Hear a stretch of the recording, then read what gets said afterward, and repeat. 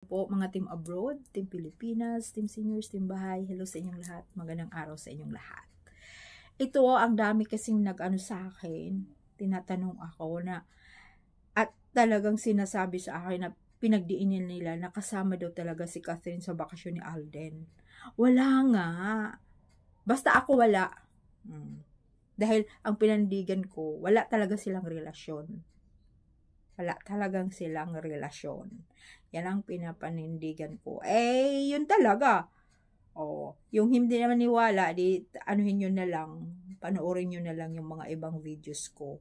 Wala talaga silang relasyon.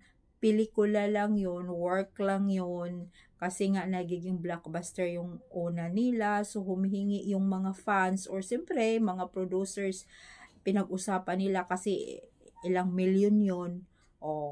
So, nagkaroon nga ng 2. Pero sabi ni Catherine na yun na daw yung last. Hindi natin alam. Kasi sila lang din naman ang nakakaalam dun kung magkano talaga ang kinita. Pero nito daw latest ay naabutan na daw yung kanila ni Marian Rivera at Dingdong ba yun? Na ilang milyon yun. Yun. Kaya syempre, naggumawa sila ng pangalawa. Pero ito, mga palangga, wala talaga silang relasyon. So wala talaga. Yung mga ipinalabas na minsan sweet, minsan nagyapusan, yung mga iba namang pictures nun, yung luma naman na Aldab yun eh. Yun na nga, ganun din yung ginagawa sa kabila na, ano pangalan nito, yung mga pictures na yun ay luma nila ni Alden at Maine. Ayan, pinalitan lang yung damit, pinalitan lang yung hitsura nila. Pwede talaga, pero wala sa katotohanan, wala talaga. Walang katotohanan. Nako, wag nyo nang paliwa. Siyempre nga, sinong sasabihin na, yung pangalan nito, hindi ko naman kayo sasabihin kung gano'n na, makukuha ko kayo kaagad na, ay, pumunta ka na dito, maniwala kayo. Hindi, nasa inyo po yun. Pero dapat pag-isapan din nyo, yung lalo-lalo yung mga baguhan, sipin nyo, tingnan nyo yung mga puro kalukuhan, panay na lang sa social media, nagpo-post, gawa-gawa lang yun. Unang-una, trabaho lang talaga yung sa kanila ni Alden at saka ni Catherine. Siyempre nga, masyado ngang sasabihin, napaka-caring, si Alden, talagang pinuprotektahan niya si Catherine. Diba, gentleman yan? Pero minsan nga, nagpupush nga ng lagid si Catherine, hindi nga pinupush ni Alden eh. And nandyan si Alden sa likod. May mga videos yun. Ilang videos yun. Tapos sasabing gano'n na may nakakanood doon na may nagpo-post na, hay, napaka-sweet sa on-cam, sa off-cam wala siyang pakialaman. Nandyan lang, naglalakad lang, hindi talaga kagaya nun kay May na talagang nakaalalay. Simulat, lalong-lalo na sa kalyeserye. Katotohanan talaga yun, napanood ko yun, pumupunta ako eh. Ito pa ay sinishare ko yung last ko talagang napanood doon. Balikan natin. Kasi minsan talaga papaalala natin para hindi kayo madadala. Huwag kayong papadala sa mga pinapalabas ng mga na yan. Sarsuelista. Sabi pa nga nila, itantanan na daw natin. Hindi nga rin naman nila tinatantanan. Tayo naman ang pinaglalaban natin eh. Mag-asawa na yung dalawa. Diba? Wala naman tayong ginawang bakit pumunta ba tayo sa bahay nila, hindi naman tayo pumunta. Basta yung pinandigan lang natin. Di ba? Yung lang, yung mag-asawa na yung talagang dalawa. At sabi nga, may anak na sila. Sino nga naman naglalabas noon? Di ba side ni Alden, side ni Maine ang naglalabas nung una? Di pinapaniwalaan natin kasi yung noon, yun ang totoo. Pero sa ngayon, wala na nga nung pinaghiwalay na sila.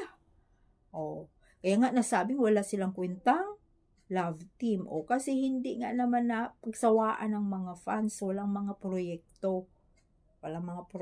Tapos, sasabihin na naghiwalay sila. Kailan ba sila naghiwalay? Hindi naman naghiwalay diba? Hindi naman sila naghiwalay sa totoong buhay. At saka hindi naman si Alden. Yun talaga si Alden, yan eh. One man, one woman. Isa lang kanyang minamahal. Naku, kaya nga minsan pag may naghihiwalay tapos ano siya, di ba? Pinagdikit siya doon na, ayun, mayroon ba kayong relasyon? Eh, sino sinabi niya na hindi daw siya makikisawsaw? Hindi siya sasali doon. Oh, hindi sasali. Siyempre, may sarili na siyang, pamilya. At ito pa mga palangga, mayroon na palang lumabas, 2023, ito pakinggan nyo. Sa reporter na, yung reporter na yan ay nandyan, veteranong reporter na yan na lumipat sa Channel 7 na sinabi na, tinanong talaga, ganito ang tanong, bakit Alden napaka-pribado yung buhay pag-ibig mo? See? Napaka-pribado. 2023 pa yan na question niya. So, 2024, 1 year ago, more than 1 year na yun. Wala pa yung wala pa yung, kasi pinagsiksikan talaga yung si Catherine kay Alden na mayroon silang mayroon silang something or may relasyon sila. Wala pa yan wala pa itong na to, movie na to na kanila yung Catherine na yan. Wala pa. Noon pa yan na question o hindi ko lang yan na i-share sa inyo kasi hindi yun dumaan sa FYP ko, ngayon dumaan nung isang araw, so sinishare ko sa inyo, mayroon pala yun, bakit napaka-privado yung kanyang buhay pag-ibig. Ang tanong po talaga ni Alden, sabi niyang ganun na yan na lang daw ang isang bagay na para daw niya maprotektahan na talaga niya at isi-save niya yon, yung isang bagay na yon, yung pag-ibig, ayaw niyang ilabas at kanyang love life, kanyang kung mayroon ba siya, may ganun kasi nga napaka-imposible maniwala ka sa edad na yan, yung 33 na nga, walang syuta, wala nga syuta dahil may asawa na, paano siya magkaroon at paano siya manligaw. Yung mga ganyan, mga sweet-sweet nila ni wala, pelikula lang yun para tangkilikin. Basta tayong mga totoong Alden Vision, huwag nating paniwalaan. Tuloy-tuloy pa rin ang ating suporta. Mayroon naman tayong wifi. Anong gawa ng wifi? Diba? Kailangan lang naman magmanood ka, tapos mag-comments ka, comments lang kayo para nandyan pa rin yung ating suporta sa dalawa. So, sabi nga ni Alden, save niya yun, protektahan niya yun, yung sarili niyang yung pag-ibig niya, yun. At saka dahil daw araw-araw kinakalkal yung buhay niya. Ayaw niya yun, so gusto niya private. Diba? Syempre yung mga reporters, ayaw niya. Pero, matatawa ka na lang dahil, yung ibang reporters, yung pang gagawa nila ng istorya, lalong-lalo na may movie nga, tapos yung si Maine, wala daw talaga sila, kasi nga kinasal na, wala, yun, peking kasal yun. Diyos ko, yung mga, na yun, mga pictures, mga tabingi.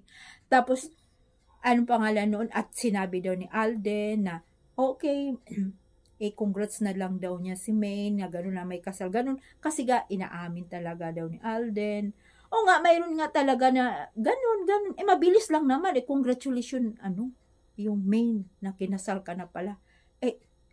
Lang yun, showbiz lang yun, yung pag-interview lang. Pwede mo namang, hindi nga lahat katotohanan. Di ba? Hindi nga lahat. At sabi nga nila, bakit ba tayo nandito? Tatantanan na daw natin. Lang naman yung ang sa atin iniidolo lang naman natin sila. Di ba?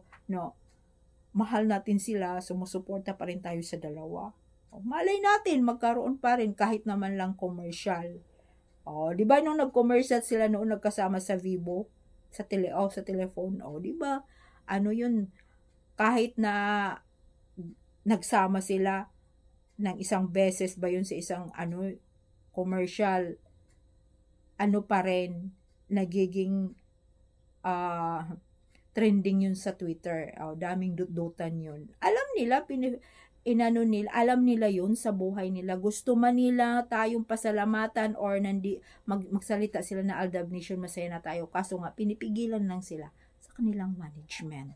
Kaya si Mingay, ayan, nanahimik na, nag-host na lang siya, yung asawa na lang niya, kasi yan naman talaga ang pangarap ng asawa niya, na magiging sikat, maging director, magkaroon ng sariling kumpanya, ayan na nga unti-unti. At saka, Ay nako, aaminin din niya, huwag tayong mawala ng pag-asa mga palangga. Basta yun lang sinabi, talagang gusto ni Alden, silang dalawa yan, na gustong ipa-private nila yung kanilang buhay. Kayong mga lumalabas na yan, walang katotohanan yan mga palangga. Kaya thank you so much. Yun talaga ginawa, ano talaga ni Alden na gusto niyang privado yung buhay niya. So, pero mayroon naman minsan madudulas siya na inaamin niya. Tayo na lang ang makaka-catch up nun, makakakuha para yun sa Aldab Nation. Thank you so much mga palangga. Bye!